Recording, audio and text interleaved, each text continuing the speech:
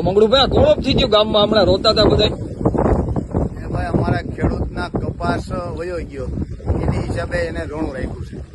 આ રોણું એનું છે, કપાસ વયો ગયો ને એનું.